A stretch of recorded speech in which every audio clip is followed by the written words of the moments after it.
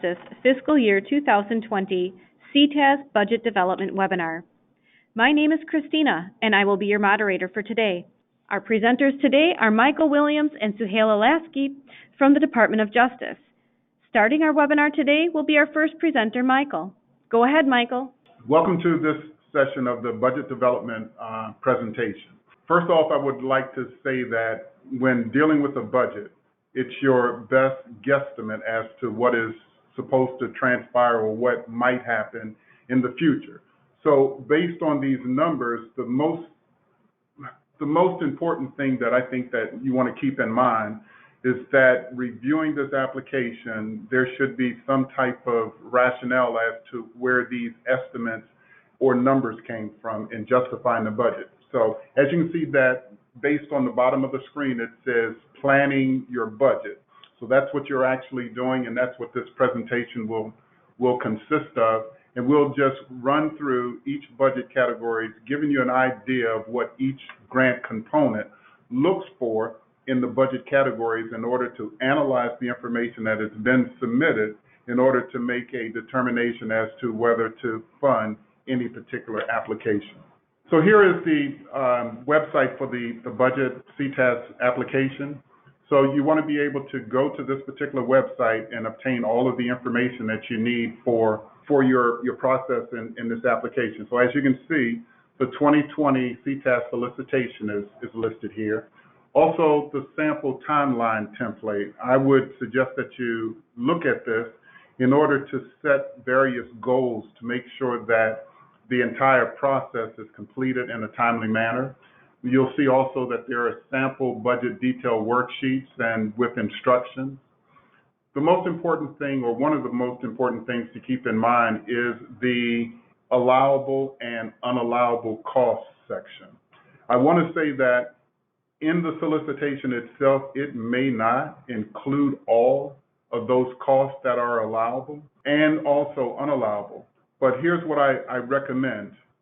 If you don't see a specific cost in this particular section and you have a question about it, I would encourage you to reach out to the funding source and see whether or not this particular cost is something that can be allowed against the program prior to adding it to the application.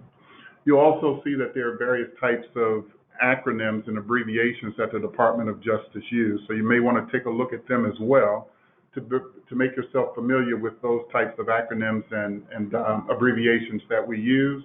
And then also, please look at the frequently asked questions. The frequently asked questions will probably assist you the best with, I want to say, routine questions or issues that you may come up against in the application process.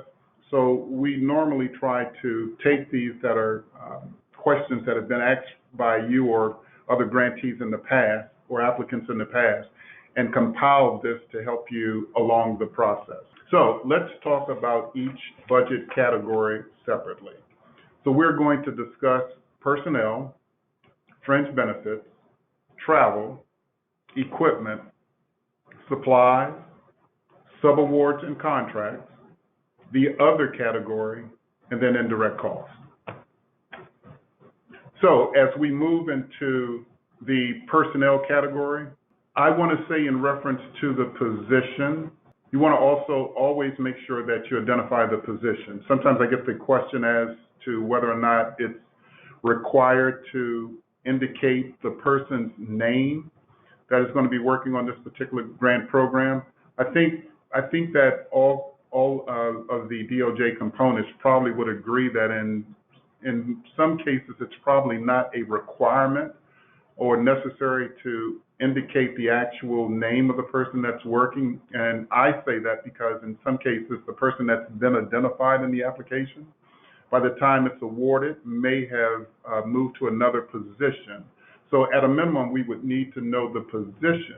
But although I'm saying that for, say, for example, what's in the slide as far as the grant coordinator, may not have to list the name, but key personnel, anybody that's designated as a key personnel for the grant program, their name should be included in the application.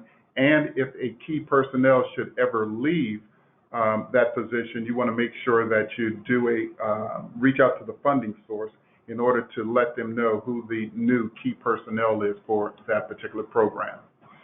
Again, titles. What is this person's title that's going to be working on the program?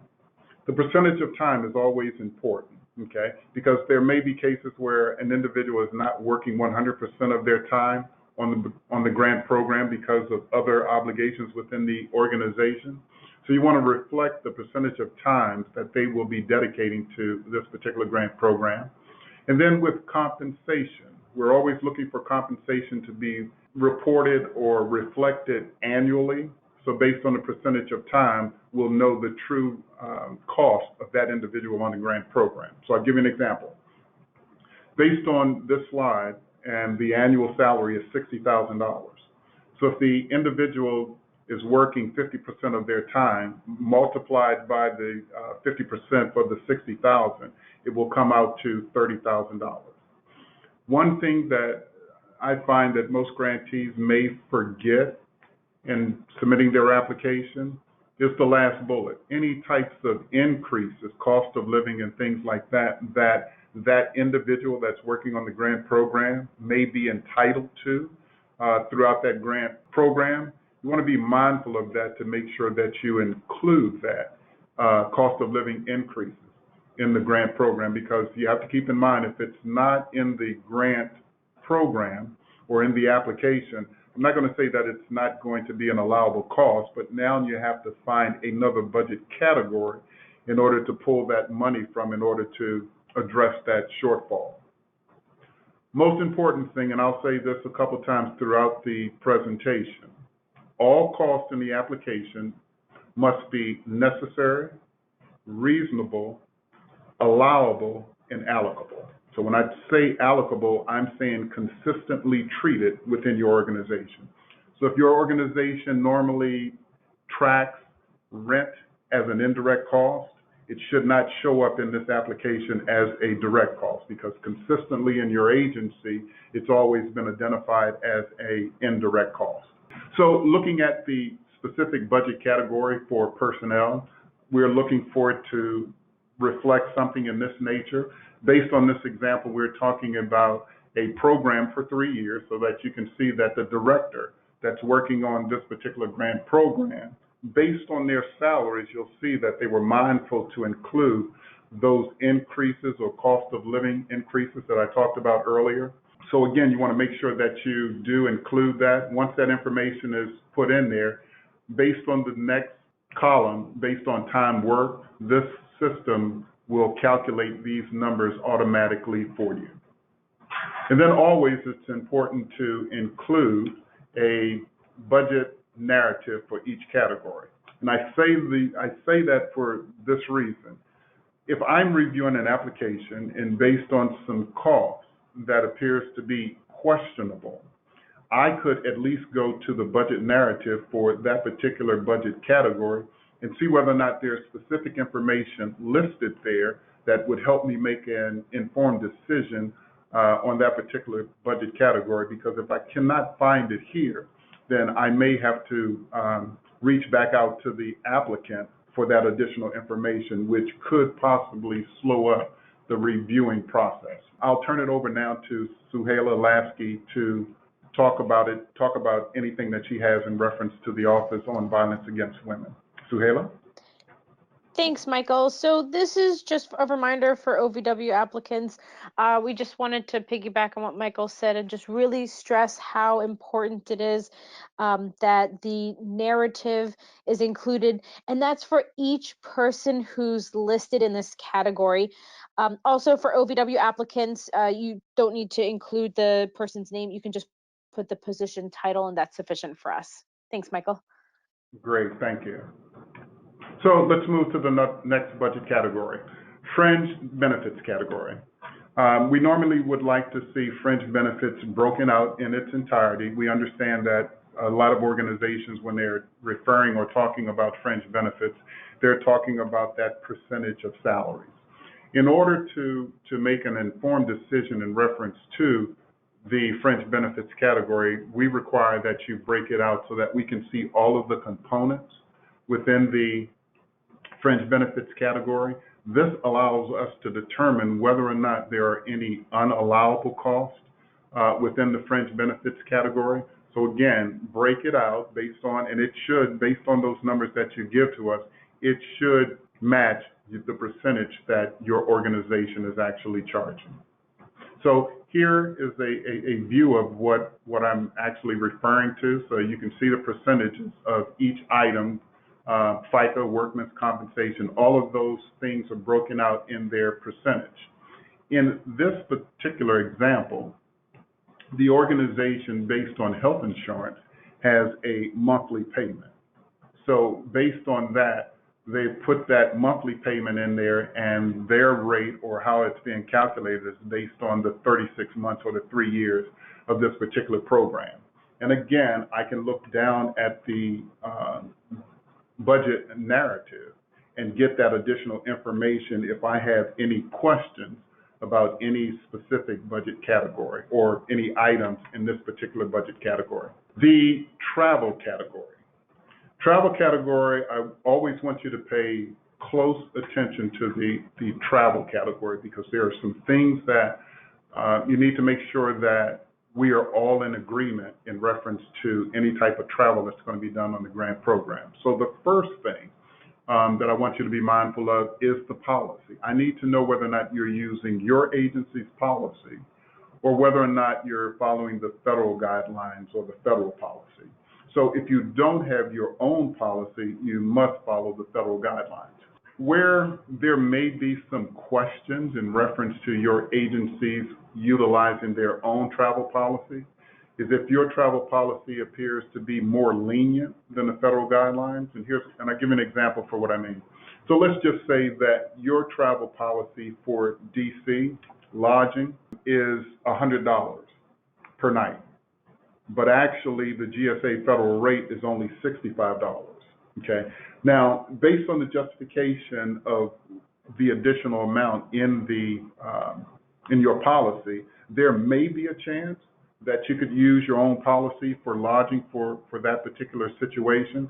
But in most cases, that just on the onset, for me, it appears to be excessive, and we would probably require you to use the federal guidelines for that. So again, you want to make sure that we know up front in the application whether you're using your agency's policy or the federal guidelines. Computation is very important for each individual that will be doing any traveling in reference to this particular grant program. The purpose of the travel is always important. One thing that I want to stress in reference to travel is sometimes the program office will require various types of training throughout the life of that particular grant program. And in some cases, that particular destination may not be known at the time of the application. So you're going to have to use a method in order to ensure that you budget enough for that particular travel that is listed in the application, probably as to be determined. So here's my suggestion in reference to handling a to be determined training. Let's just say that your agency is located on the West Coast. Because of the training to be determined and you don't know where the final destination would be, I would recommend that you estimate your travel to the East Coast, to the opposite side of the United States, in order to make sure that you have adequate funds for this particular to be determined travel, okay? I've seen where this has actually happened, and the organization, based on my example, instead of trying to estimate for travel that was beyond their location, this particular organization that was located in California based their trip to be determined in California. So when the actual training was actually determined, and it was in Texas, they did not have enough money in the travel category to cover that. So that's just something to be mindful of. The per diem, okay? Again, based on your agency's policy, if you have a per diem rate, you can use that. If not, again, you want to follow the federal guidelines. Transportation. Keep in mind all other transportation associated with this particular travel category. So whether we're talking about air, taxi, shuttle, or even possibly using your own personal vehicle, you want to make sure that you calculate for those particular modes of transportation. Here you'll see the other. The other is like a catch-all of things that you don't see listed here. So in the other category, you'll see parking and tolls. So anything else like baggage fees, make sure that you include those particular items in this section too. If you're utilizing your personal owned vehicle, you want to make sure for any local travel that you're using the travel mileage that is either that your agency has set up in its policy or whether or not you're using the federal policy for that. So looking at the actual travel category, you can see that there is one, in this one, all of these have been decided as to where they're going to be. So again, remember, like I said, if there's one to be determined, you want to make sure that you try your best to cover that, to make sure that you have sufficient funds when that date comes to actually travel. And then again, I should be able to go to the budget narrative and find the specific details of each line item if I have any questions in reference to the amount that's reflected in there, whether I feel that it's a high amount or maybe even too low of amount. I'll be able to look at this budget category or this section to determine your reasons for whatever that particular cost was. Suhaila, do you have any comments at this time? Hi, yes, thank you. So for OVW applicants, please note that the travel requirement has increased to $30,000. In prior years, if you guys have applied in the past, it was $20,000. So just note, it's a little bit higher. Also, in your budget for your OVW applicants, you can put in this category for that mandated travel, the 30,000, you can just put one line item that says, OVW mandated travel, $30,000 without having to break it down. And then in the narrative section, you can list out the 3 required trainings, which are the new grantee orientation, annual tribal summit, and the biennial sex trafficking conference. In this category, you can also include any local mileage that you need for staff for like program activities. It would just be in addition to the 30,000 required amount. So any other types of travel costs that you need, that's fine. It would be in addition to the 30,000. So just make sure you include the narrative and just the purpose of what it's for.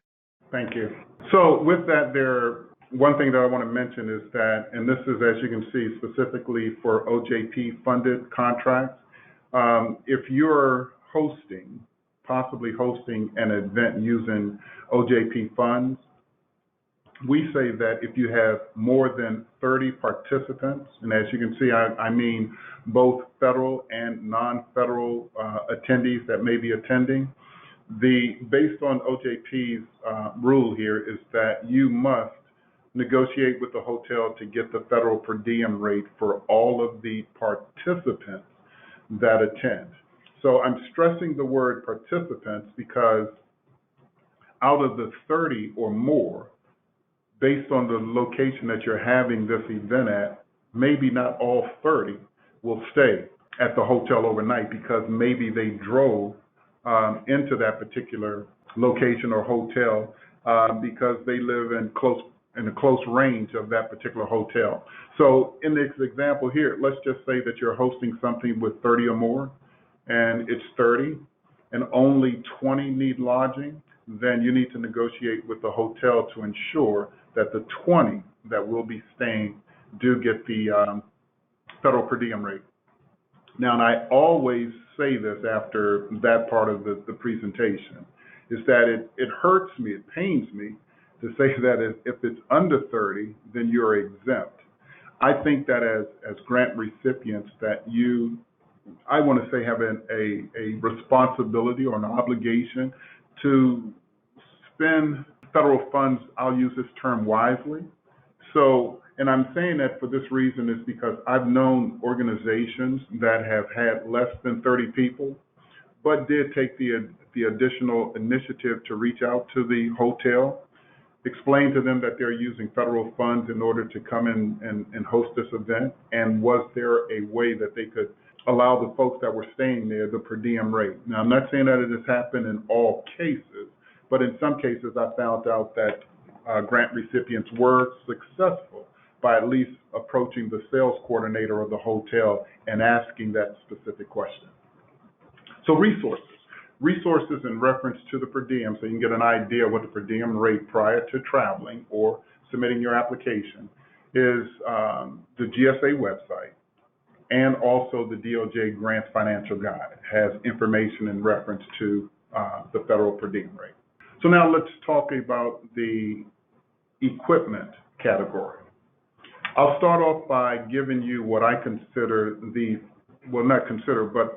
federal definition for equipment, okay? The federal definition for equipment is that it must have a useful life of more than a year and has a fair market value of $5,000 or more. So not every agency follows that specific guideline. So again, what I would be looking at in reference to your application is what is your agency's policy for equipment. Okay, so if you don't have a policy and procedure in place, then you must follow the federal guidelines for equipment. I always like to say that when you're dealing with equipment, what you want to do is break equipment down to its lowest component.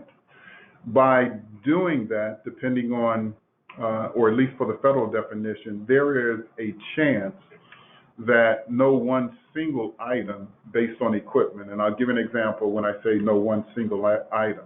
Let's just say that your computer station's equipment at your desk, which consists of what, a mouse, maybe a laptop, screen, and some other things. Together, all of that equipment may exceed the federal guidelines threshold. But if you break it out separately in its unit cost or individually, then no one item should ever, can, or I don't want to say ever, but may exceed the $5,000 threshold. Again, in the application, you always want to address the purpose of that particular equipment that needs to be used in that particular grant program. And you want to make sure that the equipment is actually needed and not that your agency already has this equipment but want additional equipment just as a result of the grant program. So again, down at the bottom, I want to say that costs must be necessary, reasonable, allowable, and allocable. So I talked about the definition. So keep this in mind. When I'm reviewing your application, I have on my federal hat. So if you do not include your policy and say, hey, I'm following my agency's policy, our definition for equipment is it must have a useful life of more than 1 year, but its fair market value is only $2,000, okay? If I don't see that and you have something for $2,000 in the equipment category, with me having on my federal hat, I'm automatically going to take it out of the equipment and move it down to supplies, okay? So we say that based on the equipment that you've purchased with this particular program, is that you can use that equipment for as long as you have a need for that particular equipment or to be used in criminal justice purposes. Okay. Once you no longer have a need for that equipment, that's when I'm concerned with the disposition of that. Okay. So if the fair market value is less than $5,000, the equipment can be retained with no further obligation to the awarding agency. So you can sell it, scrap it, continue to use it, trade it in, okay? As long as it's under that particular threshold, the federal government no longer has an interest in that. However, if the equipment is $5,000 or more, again, remember, you can still use the equipment, sell it. The only thing is if you're going to sell the equipment, I would encourage you to reach out to the program office prior to making that decision in reference to that. Because there may be some things that the awarding agency may want to do with that specific equipment or require you to sell it and then send the federal proceeds back. So when I talk about the federal proceeds, I'm normally talking about the federal government's stake in that particular program. So if there is ever a matching requirement, and I'll use this as an example. So let's just say that the program is an 80-20 matching requirement. So if you sell the equipment, 80% of those proceeds need to come back to the federal government, and then the 20% of your matching dollars can be retained by you. Suhaila? Thanks, Michael. So for our OVW applicants, if you need to purchase a computer or a laptop and the cost of that item is less than your organization's capitalization threshold, then you don't have to include that as an equipment item, and you can put that in the supply category. And that eliminates some of the administrative and inventory burdens or just more the administrative burdens that would go along with like equipment. So you can put that in the supply section instead of equipment, but it would have to be below your threshold. So if ours is, like Michael was saying, was 5,000 for the federal government, but just double check with your tribe to make sure that you're to figure out what yours is, because it might be lower than ours. And then the other thing is just a reminder for equipment, if you're including the purchase of a vehicle, that you also include as an attachment or in the narrative section a cost versus lease analysis. And that's so that you would demonstrate to OVW that you are selecting the most cost-effective measure for that item. And just make sure that, like, if you're looking at the costs that are included with leasing, that you are including all of the other things that might come along with it. Like if there's like, if you're in a rural area and you know that you anticipate using a lot of mileage and you're going to go over whatever their cap is, if they have like a 12,000 mile cap per year, and then you have to pay X amount of dollars for every mile over that, that you're also including those types of things into the analysis. Because like a lot of times people forget to do that, and then it looks like the lease is cheaper, but it turns out that once you add in all those other items that the leaser will charge to you, that the purchase might be cheaper. So just something to keep in mind when you're doing the analysis. But it really helps us review budgets quicker if you remember to include the lease versus purchase analysis. So please make sure that that's included, and you want to base that off of quotes from actual vendors. If you determine that the lease is the more cost-effective measure because maybe your tribe has a contract with GSA and you can get a really good price, like, you know, whatever it is, like a $300, $400 a month on the lease, and there's no other extra strings that are attached, like with, you know, like a regular outside leasing, then that's a lot of times is a really good deal. So, you know, just include that, you know, what the cost would be if you purchase, and then the analysis where you make a comparison to what it is for the period of your of the award. So times 36 months for the lease. Thank you, Michael. Thank you. So looking at the actual budget category for this, for equipment, you can see how we have equipment in here, its cost, and right up under it, a narrative that talks about that specific the equipment and how it will be used. So next category is supply category.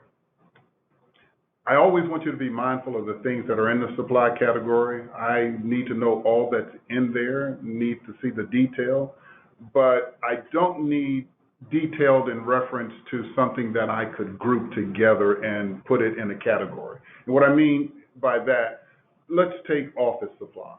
Okay, I don't need to know that we're ordering a box of paper clips and a box of pens and things like that. You can lump those types of office supplies in one category. You can show me a breakdown. Let's just say, for example, let's just say that your agency utilizes, let's say, $125 a month of office supplies. Office supplies, giving me some examples of what's all inclusive, especially if that amount appears to be high. You can group it like that. Postage is here because sometimes I'll see an application for a grant program for a year, and postage may be somewhere around $8,000 to $10,000. Without some additional information, because there may be newsletters, without some additional information, I may think that that's excessive and reach out to you. So that's another reason why the budget narrative for each budget category is very important. The details explained, like I said, explained in the budget narrative, and then again, how any type of supplies will be used in order to further the goals and objectives of the particular grant program. So looking at the actual category for supplies, you can see how have them broken out, listing all of the supply categories and their associated cost. With that, again, the narrative should be able to provide me with the adequate information in order to ensure that those supplies that are requested with this application are actually for the furtherance of that particular grant program. Suhaila? Thanks. So one thing that we see a lot in the OVW application budgets is that there's like a huge cost for just like supplies, right? Like just like a line item for supplies. And then we talk to the grantee or the applicant, and it turns out that it's actually for not only general office supplies, but also outreach materials, support group materials like beads and leather. And we just want to emphasize that those should all be separate line items in the budget. Okay. And each of those line items are going to have their own computations and their individual narratives in the narrative section.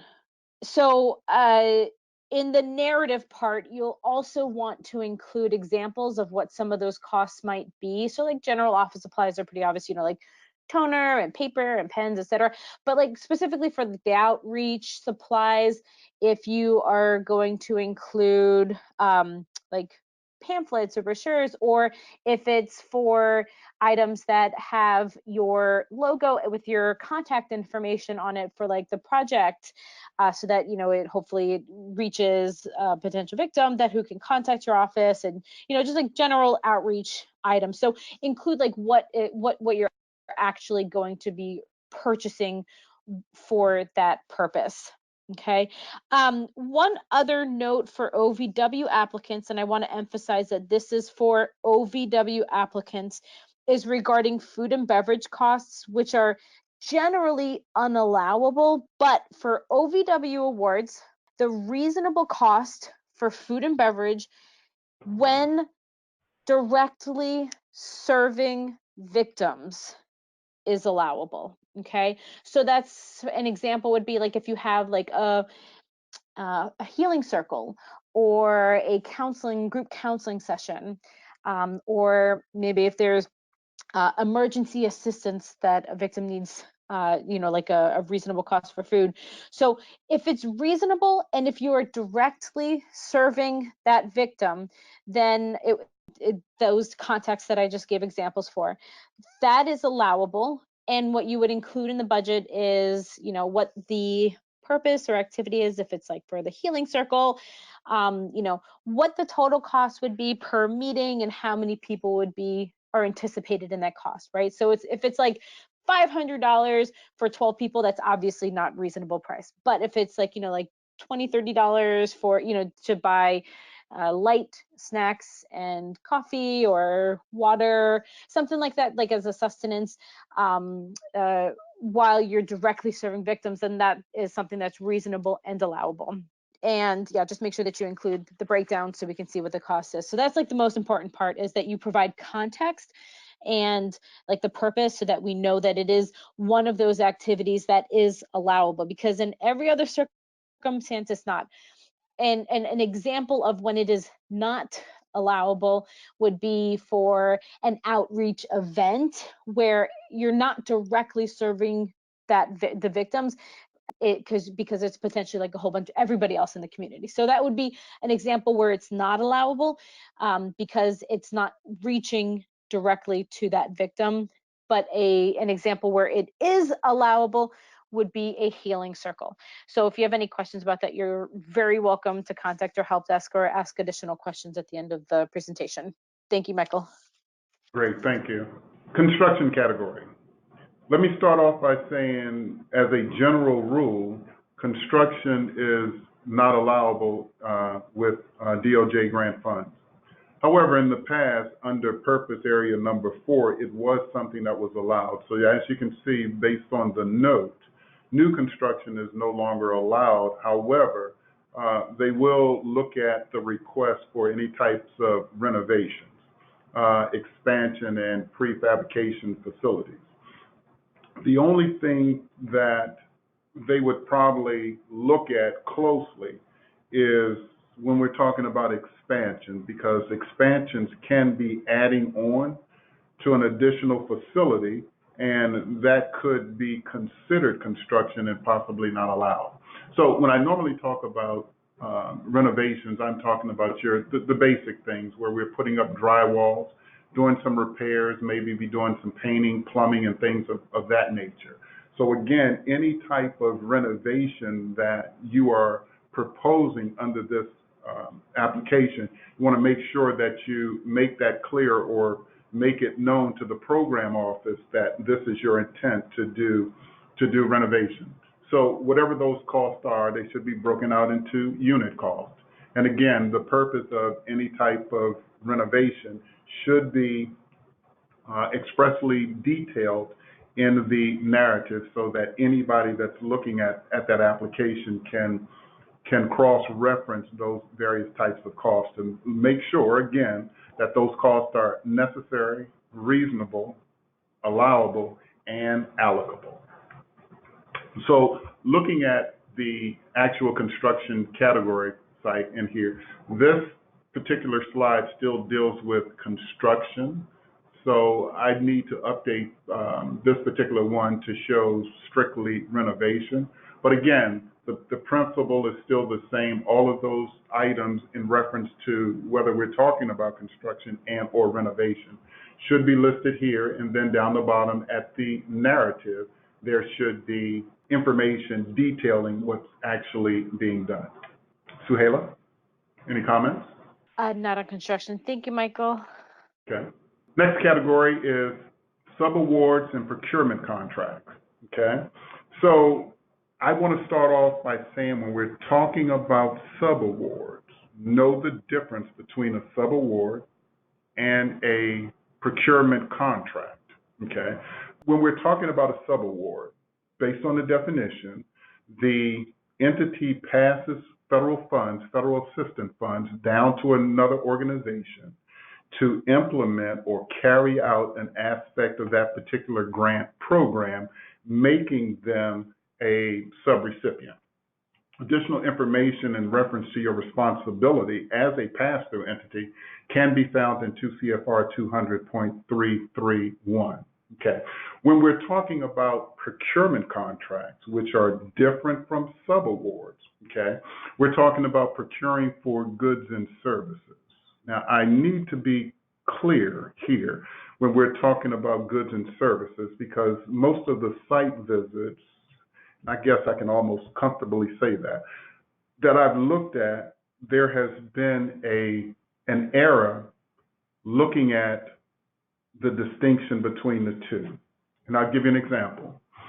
Some organizations that I've looked at have concentrated on the word services and said that because the term services is being provided, then that makes it a procurement contract. And I want to say that that's not always the case. And I'll give an example of what I mean.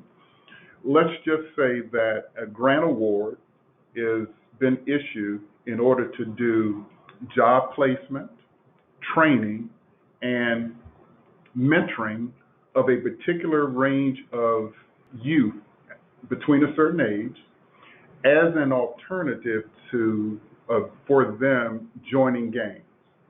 So the organization that's receiving the funds can provide the training and job placement, but they lack the capability of providing the mentoring services. So what they do is they hire an organization to come in to perform that aspect of the grant program. So in subawards, they will be carrying out that specific activity for that particular program. Although they're providing mentoring services, okay, they are technically a subrecipient and not a contractor. So again, you really want to look at the distinction between these two, giving you the appropriate information that you need in order to make the adequate selection between the two, okay? So, but however, if we are talking about a procurement contract and consultants, then again, based on DOJ's current policy right now, the max that you can pay a consultant is $650 per 8-hour day. I am not saying that that's the max that you can pay a consultant. I always say pay a consultant what they are worth, okay? So, because not every consultant is worth $650. Some are worth less than that, and some are worth more than that. But if any consultant demands or commands a daily salary higher than the $650, then they should be able to provide you with the supporting documentation that you need in order to submit with your application in order to get the approval of the higher rate. Sole source justification. Need that for any contracts that you enter that is over $250,000. Keep in mind when we're dealing with contracts of this nature, they can be cumulative based on the services that's being provided. And I'll give an example here too. Let's just say that we're hiring for financial services, accounting, or some type of service like that. That is not an aspect of the grant program, so technically, yes, it is services. So let's just say this year, the contract for this type of financial services that we're looking at is coming in, let's just say $125,000. I am under the sole source, and based on my selection of this particular organization, let's just say I didn't go out on competition. I knew of this agency and I selected them. Based on your records, I guess the only thing that I would be concerned about is why you went to this specific agency and whether or not your policy and procedures for procurement allows that. So next year, I'm going to use the same organization, and this contract this particular year is $175,000. So based on the two, it is over the $250,000. So before I can commence any work on the second year with that same entity, I need to reach out and get prior approval because I've met the threshold, or actually I've exceeded the threshold of the $250,000. So information like this and additional information can be found in the Procurement Standards Guidelines, 2 CFR 200.317 through 326. So here, all of that information, and it allows you to separate it out. So if we're talking about true subawards, the top part can reflect that, and then the bottom part, you can do those procurement contracts. So again, you want to make sure this allows the organization, based on the work that's actually being performed, to look at the work that's being performed and to determine whether or not it is a true procurement contract or whether or not it should be totally classified as a subaward or procurement contract. Then again, I am always looking at the narrative. I should be able to get the information I need from the narrative to make a determination as to whether the applicant has misclassified that particular procurement contract and not made it a subaward. Suhaila, comments? Yeah, this is just one reminder to piggyback on what you were saying about the threshold for consultant rates, Michael. So if the 650 is for an 8-hour day, right? And that's the threshold. If you exceed that amount, then you're required to get prior approval via GAN and GMS. So if you divide that 650 by 8 hours, that turns into $81.25 per hour. So I bring this up because I see a lot of times that there's like a conference and you have a speaker or, another type of consultant that comes in, or like a drummers or something that maybe isn't going to go for like the full 8-hour day. So whatever fee they charge, you have to make sure that you identify ahead of time, identify the time that they're committing for it, and that you are applying the threshold based off of those total hours and what that cost is. So if it's $200, but that's for 4 hours, then that's $50 per hour, and that's below the threshold. So you wouldn't need to come in for prior approval for that. So it's just a reminder that, like when you're looking at the thresholds, then make sure that you are looking at the hours if it's not for a full 8-hour day. And just an emphasis, just like Michael said, make sure that you are compensating them commensurate to their normal rate of pay that they receive, that it's consistent with fair market value. You can also ask for them to provide invoices for services that they've provided and compensation they've received for providing similar services in the marketplace. So if their rate is $450 for an 8-hour day, then that's what you pay them. You wouldn't pay them the $650, because again, it is not a federal rate. It is strictly a threshold that once you exceed it, then you're required to get prior approval. Thank you, Michael. Thank you. So now the other category. I like to say that based on this presentation, all of the categories that we've covered thus far, if it didn't fit nicely in one of those categories, then the catch-all category would be the other category. Same thing applies. Whatever the types of the major components that you put in the other category should be broken out and calculated so that we can understand or see the calculations for that. And any basis in reference to rent or utility, whether we're doing square footages or things of that nature, need to be able to see all of that in order to justify those costs that are actually in that section. So again, when you're looking at the actual worksheet, you'll see that there are items in here in reference to various types of costs. And then I can also go down to the narrative and see all that I need to see in reference to those costs to make sure that they are associated with that particular grant program. Suhaila, anything in reference to the other category?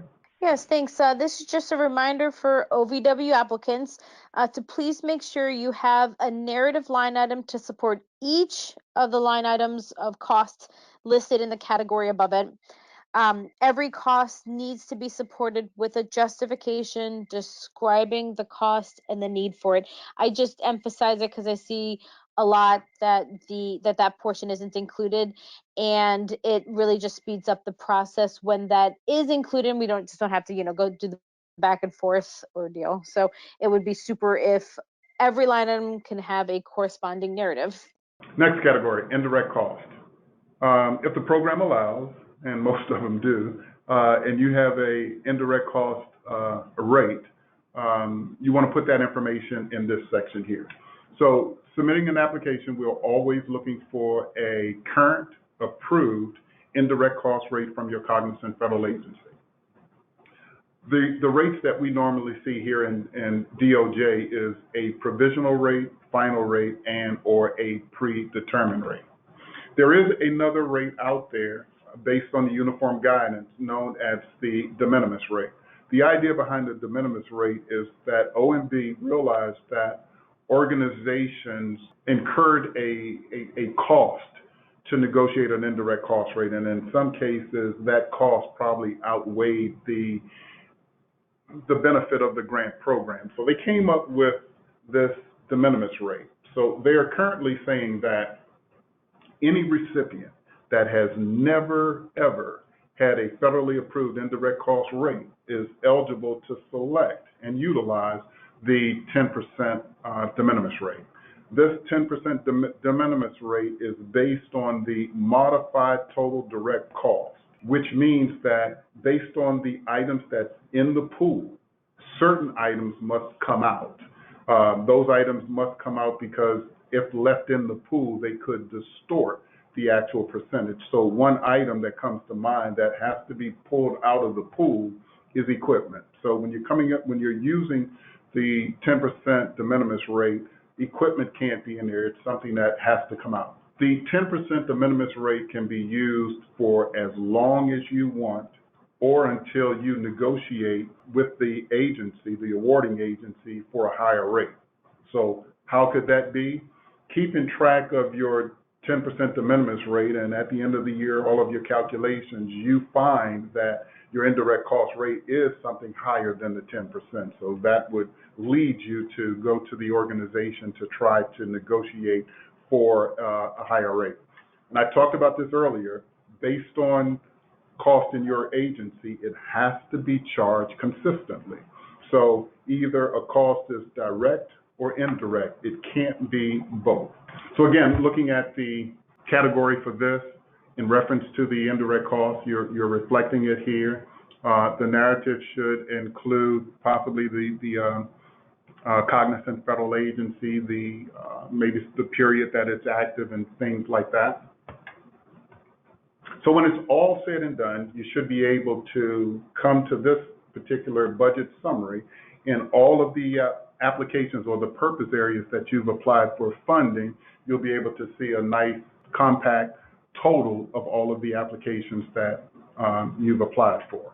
The only thing that I want to add at this point, when you're here, or possibly before here when you're wrapping it up, I always encourage you to have someone in your organization, and I'm going to use this term, far enough removed from the day-to-day operations where this grant program is going to be operating from, and have them to review the application.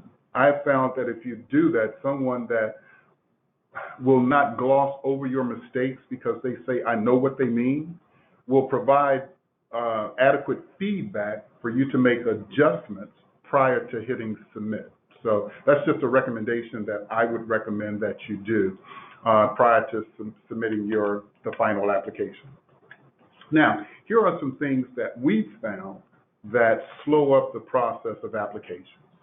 The application was submitted without thoroughly complying with all of the instructions. So again, remember what I said about the website earlier when we first started off. Go in there and get all of the tools and the information that you need and instructions to ensure that you're filling out the application properly. Unallowable cost, again, has been included in the worksheet. Remember what I said, even though the solicitation may not list that specific cost, prior to adding it, I recommend that you reach out to the program office and see if there's something that can be allowable, okay? Narrative content is missing or not consistent with the line items now. And we've seen this, that the things that are being asked for in the application, there's no mention or it's inconsistent with the actual item in the budget category. And if there's going to be a indirect cost rate that you have with the application and you have one, you must submit it with the application. That concludes this portion of the presentation, and if time permits, we'll see whether or not we can answer some of the questions that you may have submitted in reference to this presentation. Christina? Great. Thank you, Michael. Thank you, Suhaila. With that, we have our first question, and the first question is there a list of allowable costs for Fringe? And from OJP, I would say that there is not a standard list of allowable fringe benefits. And I'm saying it for this reason because based on the different types of organizations, so whether we're talking about state, locals, tribal, profit, nonprofit, their fringe benefits package can be different from one agency to the other. Hello, this is Melissa Harrington with the Department of Justice COPS office. We help with Purpose Area 1, and I just wanted to reiterate that we have identified fringe benefits costs that are allowable in our Purpose Area 1 COPS allowable and unallowable cost list that's on our Tribal Justice website. And traditionally, it's fringe benefits such as health insurance, retirement, etc. But we do have an itemized list if anybody is interested for Purpose Area 1 applicants. Thank you, Melissa. Thank you. For Purpose Area 5 for OVW applicants, we just require that you are consistent with your organization or tribe's policy for fringe benefits. So you're just going to want to treat it the same way that you would treat any other fringe benefits, regardless of the funding source. Great, thank you, everyone. Our next question is, do we need to name the exact training if we're attending training, or just the topic? For example, attend one training that covers trauma for 2 staff, and then how do we explain location and length if we have not selected a specific training? Suhaila? So for OVW applicants, we have like I mentioned, we have the required allocation for $30,000. So you can just title that required OVW training and list that out as $30,000. And then any other training in addition to that, like if it's non-OVW sponsored training, you would need to receive prior approval before going on the training, but you can include it in your budget and you can just identify it with the general purpose if you don't have the exact title. And if you're not sure of the location, you can either use like historical data for that, or you can use your best guess. You just want to remind everybody that they're budgets, and if they change slightly, then that happens. And you just want to remain in communication with your program specialist during the life of the award, so that they know what the status is of your project. And you'll also be receiving prior approval before going to non-OVW sponsored trainings. So that information is also contained in those pieces as well. But it's always a good idea to just maybe budget a little bit slightly more than what you anticipate. Like Michael gave the recommendation during his training, that you would include it for a city that is like a higher locality per diem, and that's maybe not so close to you, just so that you have a little bit of a cushion. And if during the life of the grant you need to move funds around, you can do that, and you work with your funding office to get approval for those changes. Melissa, do you have any add-ons? Sure. For Purpose Area 1 applicants, there's only one training requirement, which is to attend the new awardee grantee orientation. And what we typically say in our solicitation is that to budget for 2 representatives to attend, and to use Washington, D.C. as a location, and to use GSA website to gather up estimated costs. But in general, yes, as Suhaila mentioned, just do the best that you can in providing a general training description and a good best estimate on how much it would cost, of that nature. But for training for the new awardee orientation, we would like you to use Washington, D.C. as a good base to gather up as much as you can for estimated costs. And then for OJP, since I'm from the Office of the Chief Financial Officer and not from a specific program office, I would, and I don't want to speak for any one program office, but what I would encourage is that as much detailed information that you have at the time in reference to any training will help any program office make a more informed decision in reference to that budget category. Great, thank you, everyone. The next question is in reference to the budget worksheet. And the question is, I see costs entered for 3 years. Should these budget costs be for the life of the program or for year 1? All right, keep in mind that for the purpose of this particular session, I went on and added that for a 3-year program. So you have to follow the instructions of the actual funding source. Some require that you do it all for the entire 3 years. Some require that you break it down yearly. So again, follow the instructions in the solicitation as to how they're looking for it to be presented. The OVW applicants should budget for the full period of performance. So if it's for a 3-year program or project, then please include for the full 3 years. Thank you. And for Purpose Area 1 applicants, you'll see the Excel budget worksheet is slightly different this year. We are allowing 5 years for hiring applications. So you will be budgeting, if you're interested in applying for officers, a budget for 5 years.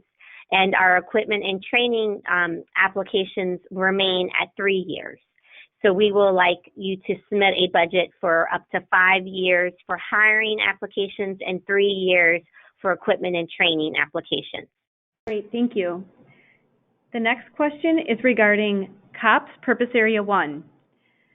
COPS will fund 1 FTE, nothing less, yet costs for one position exceed $100,000 per year. Should we state in the narrative some of the benefits will be paid by another source? The budget contains salary, benefits, required training, FM, also references other, and IDC. For Purpose Area 1, you are allowed to request funding for entry-level sworn officers. So do your best to budget for entry-level sworn officer positions for up to 5 years. There is no local match. It is 100% federal funding, but we are allowing and we are providing funding for entry-level sworn officer positions. Thank you, Melissa. Our next question is, how should we calculate travel days in the budget worksheet, since those days are supposed to be at 75% of the federal per diem rate? This is Suhaila with OVW. A lot of times I see, so let's say you have 2 full days and 2 travel days. So the 2 full days are obviously 2, and the travel days are 0.75 for each. So 0.75 for 2 travel days turns out to be 1.5. So when you have a total of 3.5. So I see a lot of people putting in the computation, like let's say the per diem is $64 per day, they'll put 3.5 days. Great, thank you. Our next question is, in the past, we've received an award from an OJP program that made us revise our equipment to supplies because it did not match the federal definition. Do we have to have the threshold amount in writing because our policy defines it by category type? And I would say no, and that's what I was trying to stress earlier, is that if your agency's policy recognized an item that's only $2,000 as being equipment in your agency, the only way that I'll know that and leave it in that budget category is if you submit a copy of your policy with the application, or at a minimum, direct me to your website where I can go look at that policy to confirm that your agency's policy for equipment is something less than the federal guidelines. Because remember what I said, I have my federal hat on when I'm looking at equipment. So if it doesn't meet the threshold and I can't find any place in the application that says other, then I'm going to take it out of equipment and put it in supplies. Great, thank you. Our next question is, if software meets the threshold of $5,000 or more, and if you purchase a licensing/support agreement with it, do you bundle the cost together, or do you put the licensing under the other category? For OJP, I've seen the license under the other category, and in some cases, I've also seen the software in the other category. And I know that this doesn't help, and I want to say reach out to the program office first, because since I've seen it both ways, you want to make sure that you know, based on this particular program office, how they would like to see it. The other thing I would say for OVW applicants is, if you have a cost like that, I could see it being in either like a contract category or in the other category. But regardless, if you just put enough information in there, and then when the person's reviewing the budget, if they have questions about it, then they can have further discussions with you. So, just because you have it in one category, but maybe it needs to be moved to another, it's not the end of the world. It's totally fine to, have that communication and have that conversation with an analyst, and, figure out the best category that it goes in. And you also want to keep it consistent with your accounting system and how you identify different items. So if you identify it as a contract, then yeah, definitely put it in the consultants and contracts or the subawards and contracts category. So you want to stay consistent with your internal accounting system as well. And for purpose area 1 applicants, feel free to put the software item in either equipment if you think it's worth more than $5,000 or supplies. I mean, at the end of the day, during our budget review, the grants management specialist will make sure that it's in the right category, but feel free to put it in to request it. Great, thank you. And our next question is, could after-school snacks for youth program participants count or be allowable? Which program is that for? Can you find out? Because I think that we all have different rules. Each of the components have different rules on food and beverage costs. Sure, we'll ask a follow-up question. So going to the next question, that is, would parking lot paving be considered renovation? You want to check with the actual program office in reference to any type of renovation that's being done. Based on the justification, it could be. I'm not going to say that it is, but again, I always stress prior to doing any type of renovation, especially when I made the comment about adding on, okay? So before we do anything, you always want to reach out to the program office and see if that's something that is doable under that grant program. For OVW applicants, our program, Purpose Area 5, we do not allow any renovations, so that would not be allowable for our grant. But I also wanted to add an additional comment about any other types of like really minor renovations, like changing a carpet, an installation for security equipment. Those types of things are not allowable. So if you have them in the budget, then they'll be asked to be removed. Even things like changing a lock, like changing the doorknob, the lock on a door, if that's the case and you need, for like safety purposes, you need to, change the key, you can have it rekeyed by a locksmith, but you cannot actually physically change the lock, like, uninstall the doorknob and put a new one on there, etc. So any type of things that might require installation, going into a wall, and rewiring in a wall, anything really more than just like hanging a picture on a wall is likely going to be unallowable. But if you have any questions, you're welcome to contact our help desk, or you'll, if you include it in the budget, then you'll be asked about it later, but those are unallowable costs. Again, that's for Purpose Area 5. Great, thank you. And as it relates to the previous question regarding school snacks and if that would be allowable, that was in regards to Purpose Area number 9 and program startup. Is that BJA? No one is here for BJA, but you're welcome to email tribalgrants@usdoj.gov. Again, tribalgrants@usdoj.gov, and pose your question, and we will forward that to the Purpose Area 9 Purpose Area 9 contact to confirm whether or not that item is allowable or not. tribalgrants@usdoj.gov. Thanks, Melissa. Thank you. And is the addition of a septic system or sewer line considered renovation? And I want to say, based on my first answer, again, it's the same. You'd have to, especially when I'm talking about OJP and the multiple program offices that's within OJP, you'd have to specifically reach out to that particular program office to see whether or not that's something that's allowed under that particular grant program or purpose area. For OVW Purpose Area 5, that would not be allowable. Great, thank you. And would program evaluation for the 5-year period be considered a procurement or subaward? I'm not sure which purpose area that's for, but I would say that you really want to focus on the nature of the services that are being provided. And I would recommend looking into CFR 200.330.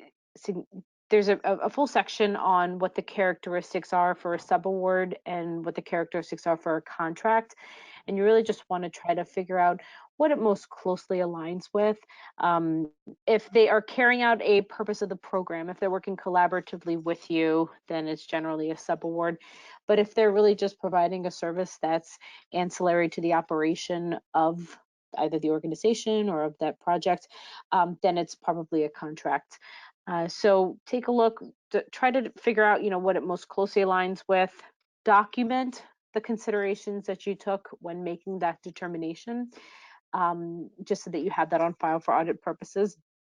And then if you determine that it really is more closely aligned with a contract, for example, then in turn also make sure that you're following your procurement procedures, which if that requires like a bidding process, then you have to follow that as well. And then from OJP perspective, let me piggyback off of what Suhaila is saying. In reference to this evaluation, if the evaluation is for the 5 years, and this entity is going to be providing input in reference to this evaluation, then they are implementing an aspect of that particular grant program. So I would recognize them as a subrecipient. However, on the other case, if you're talking about once the award is over with and during the 90-day liquidation period, you're going to provide all of this data to this entity in order to write this evaluation, then truly it's a contract. So again, you have to look at the nature of work that's being performed and the input that's being added throughout the life of the grant program. Normally, I would say that if they are there throughout the life of the grant, then we're talking about a subrecipient. But if it's something totally at the end and they have no input, then I would say that it's a contract. Great, thank you.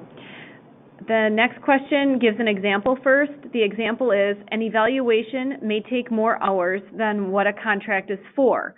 Must consultants be paid by the hour? From OJP's perspective, based on the answer that I just gave, it would depend on whether this person that's doing the evaluation is doing it throughout the life of the award or they're doing it at the end. So if it requires them more hours to do it than what was originally estimated in the contract, the first thing to find out is why is it now taking more time to do? I'm not saying that it can't take more time, but to me, that's the starting point. Why is, based on what we agreed to, what happened to cause more time in order to deliver this? For OVW, from our perspective, so I imagine that what this person is like what their perspective is on this is that they, let's say you bid out, try to get quotes for that for that service, and they say, okay, we can do this for, it'll cost us $5,000 or something. They should up front be able to identify and give you some sort of idea of how many human hours are that they're going to put into this, what the deliverables are that they'll be able to provide to you, like what they're going to have at the end, right? Like what they're going to be able to give to you. But that's also part of the whole competitive bidding process too, is that that you work through a process to be able to find what the fair market value is for that. And so, I mean, if you have a contract up front for that product, for them to be able to provide that service, at what, X cost, and they can, they'll also provide you, when they invoice you, you'll negotiate all of that up front, like how often they invoice. And so it depends on, like Michael was saying also, like if they're going to be doing it after the fact or if it's going to be during the life of the grant. So there are a lot of factors. I feel like this is a little bit of a loaded question just because there's a lot of factors that come into play. So it might be beneficial if this person contacts the help desk for the office that they're applying under if they have any additional questions, or maybe if they wait till to see if they're awarded, because I imagine none of those pieces are going to start going into play until an award is made for this particular question. But I feel like there's a lot of different factors, and it all depends on whether or not you're issuing a subaward or a contract, and what the negotiation is up front with that contractor or the vendor. Great, thank you. Our next question is, will TA be available when we are filling out the budget forms? I can give you, for purpose area 5 OVW applicants, The help desk email address that you can contact with budget related questions is ovw.g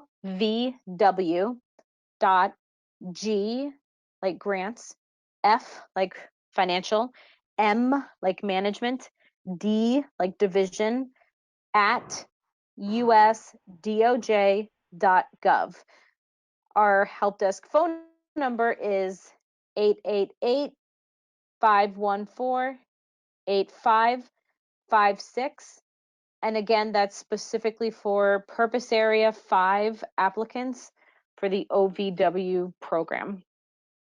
And then I want to say for OJP, you want to contact the individual program office because they may have, like OVW, a designated hotline in order to assist you when you're having issues filling out the application. There's also the DMS service desk. I think primarily it's just if you're having issues uploading in GMS, but I think the Excel budget worksheet has instructions and you have to enable them and it's micro, but perhaps the GMS service desk could assist, which is 1-888-549-9901. So if you need some technical guidance with how to enable or enter the budget worksheet. Great, thank you. Our next question is regarding the indirect cost rate. And the question is, if our indirect rate cost agreement is expired 9/2019 and is currently in negotiation, how do we handle this?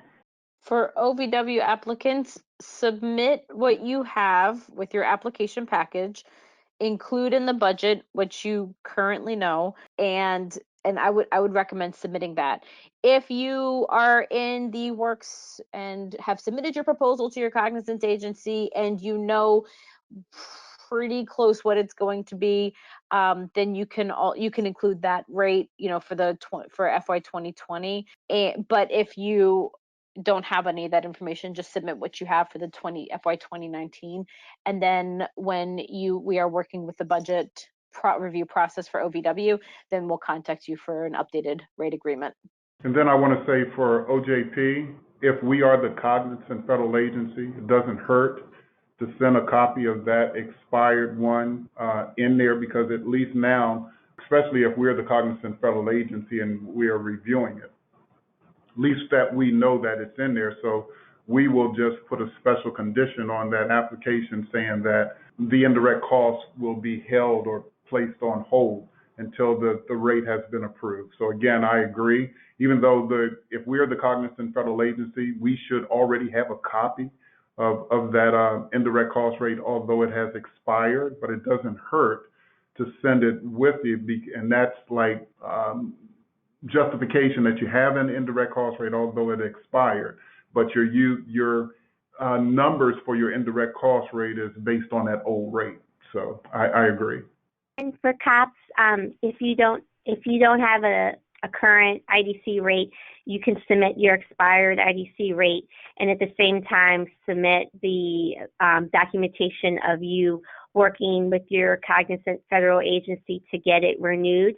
And then ultimately, if you are awarded, we will freeze your funds until you submit a current rate to us. We will freeze your IDC costs until you submit a current rate. Our next question is, should you include the make and model of a vehicle on vehicle quotes?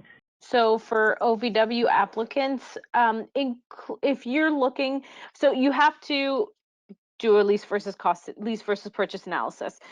So you want to make sure that when you are getting quotes for both a lease and a purchase, that you're looking at comparable vehicles. I mean, it doesn't have to be like literally the exact same, but if you're looking for a minivan, this is what it is, that these are the options for leasing a minivan, and this is for purchasing that minivan. So you want to look as close as possible so that they are comparable items. You're comparing apples to apples, not apples to orange. And you can include that in your budget. That's fine. I would say at least include like what type of vehicle, if it's a minivan or a van or a compact or a sedan, something like that, so that we have an idea. And if we see what the cost is, if it's like a $700 per month lease, but it's for like a giant van, or that might be like really high for a small compact car, but it would be reasonable for a large van. So that type of information is helpful so that we can determine the reasonableness of a cost. Great, thank you. And for purpose area number 4, do we need to attach the estimate from the permanent modular company or just give a description of the estimate in the narrative? Again, for purpose area number 4, there's no one on the line from that particular program office, so email that information to that email address that was given previously, and we'll make sure that purpose area number 4 receives that question to respond back. And that's tribalgrants@usdoj.gov. Great, thank you. And the next question is, we have been awarded a grant through BJA, the Justice and Mental Health Collaboration Program grant. How are grant recipients notified if the budget has been approved? Is it through the grant management system or is it by email? Through BJA, well, through OJP, they're notified through the grants management system. And email as well. They use both methods. Great, thank you. And for trainings, how many days and nights should I budget for the required trainings? And I want to say whatever the duration of the training is. So I'll give an example.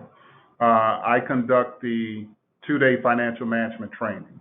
So depending on where you're coming from, there's a day of travel, 2 days to sit in on the financial management training, and a day travel back.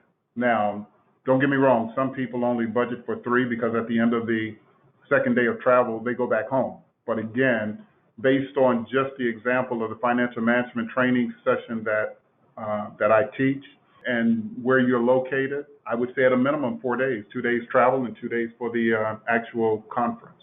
I'd say that that's a fair estimate, and I just want to remind for OVW applicants, you can just put the straight 30,000 required as one line item. But I'd say exactly like Michael said, 2 days travel, 2 days training, or maybe 2 days travel, 3 days training, depending on if you know it's going to be a long 3-day training. Great, thank you. And the next question is, what discretion does the grantee have to move funds around? Is there a certain percent at which no prior approval is needed? I'll start off for OJP. The discretion that we allow grant recipients to move money between approved budget categories. So when I say approved budget categories, I mean that you have data, numbers in those particular categories. So I'll give an example. If you submit an application that has data or numbers in 3 categories, personnel, fringe benefits, and travel, you can move up to 10% between approved budget categories without prior approval. The 10% is cumulative, and here's what I mean by that. If this year I move 5% and I'm not required to get prior approval, I can move it. If the next year I want to move 6%, I've exceeded the 10% threshold, so now I am required to submit a a grant adjustment notice to get prior approval before I make that adjustment. So always keep in mind that it's cumulative, and based on OJP, I'll say this as well. Some program offices don't have a problem with the grantee's ability to move money without them knowing it. Some program managers are more closely monitored with their recipients, and they want to know each amount of money that they move between approved budget categories. I can understand some that want to know each time you move money, because you can move less than 10% between approved budget categories and change the scope of that particular program. And the person that has the final decision as to whether or not you change the scope of that program would be your program manager. So again, we do allow the flexibility for a recipient to move up to 10%. So if you're awarded for $200,000, you can move $20,000 without prior approval, okay? But anything over the $20,000, you're always going to need prior approval. But just keep in mind, some program managers give you that flexibility, let you do it on your own. Some will come in and say, every time you move money, I want to know about it. I want to keep track of it in OJP. Because here's what we found out. In the example that I gave, 5% one year and 6% the next year, the grantee was not keeping track of the 5% that was moved prior to that. So since it wasn't 10%, they made the move. Okay, so things like that were not revealed until we did a site visit. So one of the things that, again, I'm going to recommend, just reach out to your program manager and ask them, do they want to know every time you move money, or is it once you reach the 10%? Suhaila? Thanks, Michael. One thing I also want to remind everybody that we're working right now on creating a budget. So hopefully you won't have very many changes that need to be made right off the bat with your new awards. But if you do end up having changes during the life of your grant, first 100% contact the OVW GFMD help desk if you have any questions, because I don't expect everybody to remember what we discussed right now 2 years from now when you guys are heavy into your project. But there are 3 changes that trigger the actual budget modification GAN, and it's similar to OJP's. It's the 10% movement of funds of your total award amount, that 10%, and that's into that's with amongst the categories. It's not within a category. Then the second one is if you move any amount of money into a category that was approved with $0. And then the third is if you have a significant change to the scope of your award. Any other change that you make that doesn't trigger that GAN, we advise that you submit a program office approval GAN to receive approval from your program specialist. And we advise that because GMS is currently our official system of record, and you'll always have approval in the system for those costs that didn't necessarily require a full budget modification GAN, which can be, a lot bigger of a GAN than just a program office approval GAN. So those are the PO approval GANs are the easy ones that you can just submit, and it's really just notifying your program manager that you're making a change and just getting their okay about it. Always keep track of all the changes that you're making in your internal budget that you keep on file, so that you know when you hit that 10% mark, and then you submit a budget modification GAN. Great, thank you. Our next question is, we would like to hire a company to install fiber optic lines to update our jail surveillance system for Purpose Area 4. For the budget, would we just detail those costs under procurement contracts only, or do we list those expenses separately under the supplies, the construction, and travel categories? Also, where would we list the mileage for the company to travel to the reservation to complete this work? And I'm going to refer that to the email address again, because that's specific for BJA. So send the email to them requesting that information or response to that particular question. Thank you. And our next question is, in the budget worksheet for Purpose Area Number 1, COPS, for the base calculations for salaries and fringe, there are 5 years available. Do we have to apply for 5 years for the new officer hires? Because we want to apply for as many positions as possible, and in order to do that, we would like to know if we can request new hires for 3 years or 4 years. That's a great question, and the answer is no. You are eligible to request funding for entry-level sworn officers, but the period of performance is up to 5 years. So please budget costs for up to a 5-year grant period. Great, thank you, Melissa. Yes, the hiring grant is for 5 years. And our next question is, the example for construction budget gives a cost per square foot as an item in the budget. Is the cost per square foot estimate from a company really detailed enough? Is that really a detailed enough estimate? So again, keep in mind that as a general rule, construction is not an allowable cost. Under Purpose Area Number 4, they used to allow construction. Based on Purpose Areas 4 now, they only allow renovation. Okay, so if what you're proposing is under the renovation guidelines, again, you'd have to reach out to BJA, Purpose Area Number 4, to ensure that what you're trying to do meets their definition for renovation. Great, thank you, Michael. And for purpose area 5,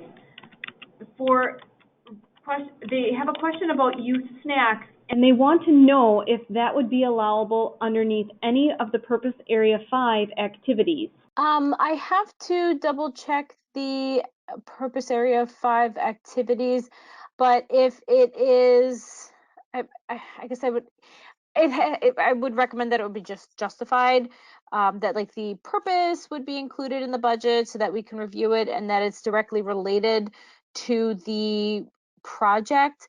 So if that's part of your project and it's to support youth and it's during a time that, that they would normally be eating a snack or, that they would have a meal, then, include all of that in your justification and that it would be reviewed during the budget review process. But like I said, if it directly relates to your program, usually you have to feed kids. So definitely include that and the reason why it's needed, like what the activity is that you'll be performing during that time. Great, thank you, Suhaila.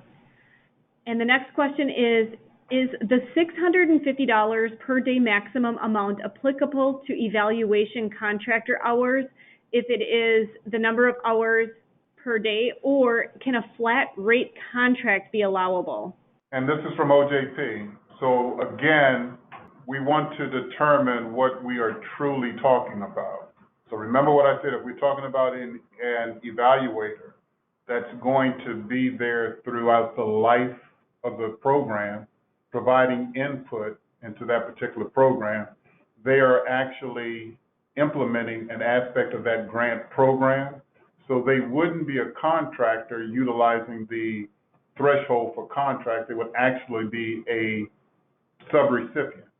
But if we're truly talking about a contractor relationship, then they could utilize I don't want to say the 650, because I want to say we should be negotiating to pay them what that service fair market value is and what they're actually worth. And like Suhaila mentioned earlier, they should be able to provide you with other contracts that they entered into where that is their daily rate. Great, thank you, Michael. And for purpose area number 1, do we list the make and model and year of the vehicle on the budget and quotes? Sure. You're more than welcome to list that information. Great, thank you, Melissa. Uh-huh.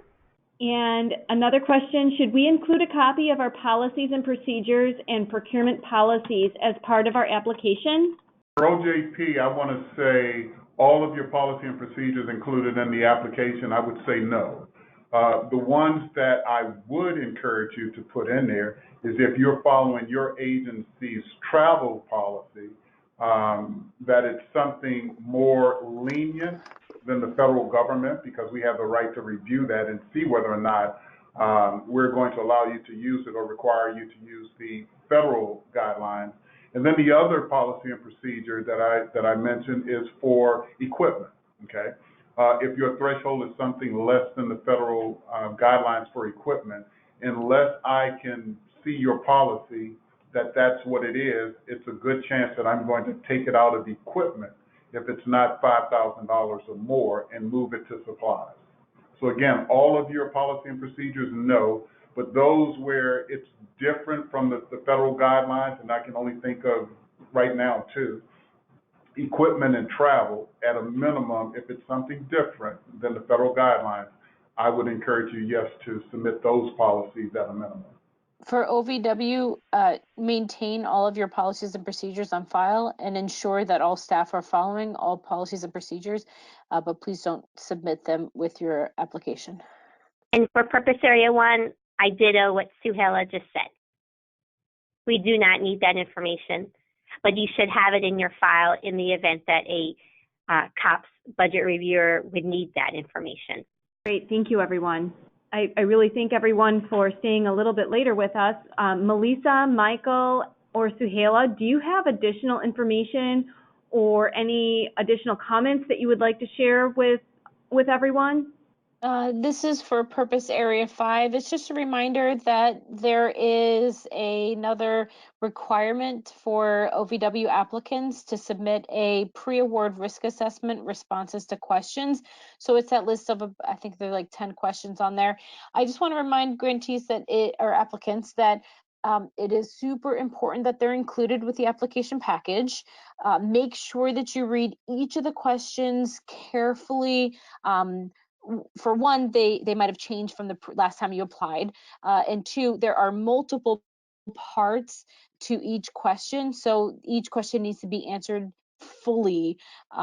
So like one might say, do you have policies and procedures for accounting? And then so you not only need to say yes, but then it also says, please list out some examples of your policies and procedures and how often are they updated. So that's like a 3 parts in just one question. So just make sure that you're answering each question fully and that it's included with your application package, because that really holds up the recommendation process.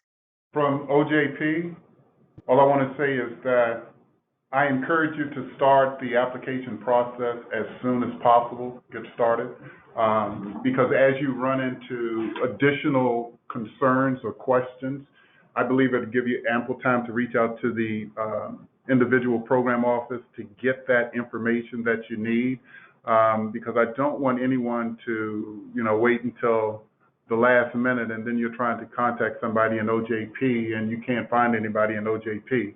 So again, I just encourage you to start sooner than later. And in the cases where you're not sure, just send an email or pick up the phone and call, and somebody will be available to help you. And for Purpose Area 1, if anybody is interested in learning more about Purpose Area 1, we're having our own specific applicant webinar tomorrow, January 9th at 2 p.m. Eastern Standard, if you also want to register and sign up. And we will also discuss the budget side as well for the COPS portion, and just general changes and information about if you're interested in applying under Purpose Area 1. And that's tomorrow. Thanks again, everyone, and have a great afternoon.